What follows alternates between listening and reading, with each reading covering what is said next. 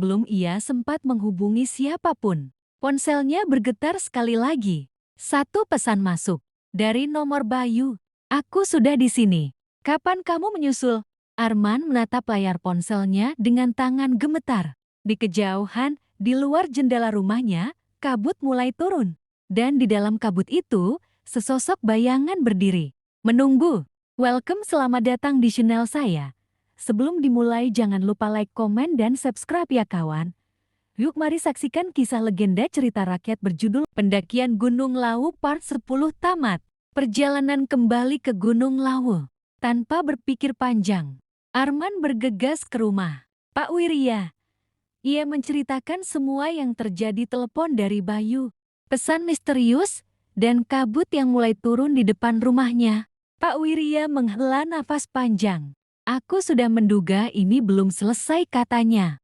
Mereka belum puas, dan sekarang mereka mencoba menarik orang lain ke dalamnya. Arman mengepalkan tangannya. Apapun yang terjadi, aku harus menyelamatkan Bayu. Pak Wirya menatapnya tajam. Jika kamu kembali, itu berarti mereka sudah menunggumu. Tapi kali ini, kita akan lebih siap. Mereka tidak membuang waktu. Dengan bantuan Karta dan Joko, mereka menyiapkan peralatan sesajen, garam, air suci, dan mantra-mantra pelindung. Malam itu juga, mereka berangkat kembali ke Gunung Lawu. Dan kali ini, Arman tahu, ia mungkin tidak akan bisa kembali. Kabut yang menela. Setibanya di Gunung Lawu, mereka mendaki secepat mungkin menuju jalur tempat Bayu diduga tersesat.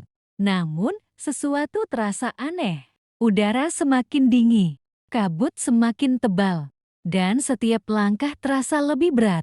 Seolah-olah gunung itu sendiri mencoba menahan mereka. Di kejauhan, terdengar suara samar. "Mas, tolong!" Suara Bayu. Arman langsung berlari. Meskipun Pak Wirya dan yang lainnya berteriak memperingatkan, ia terus berlari ke dalam kabut, mengikuti suara adiknya. Namun, semakin ia mendekat suara itu semakin berubah.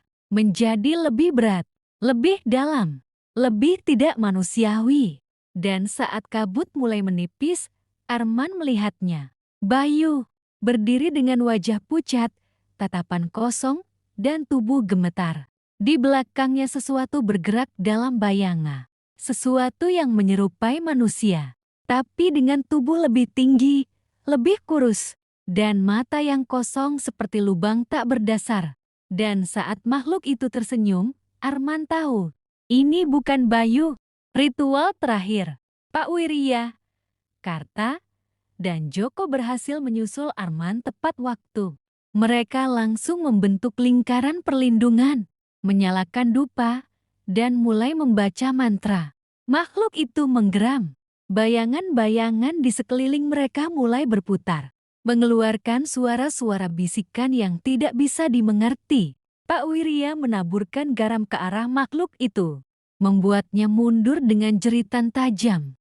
Namun, sebelum benar-benar menghilang, Ian menatap Arman dan berbisik, "Kita akan bertemu lagi."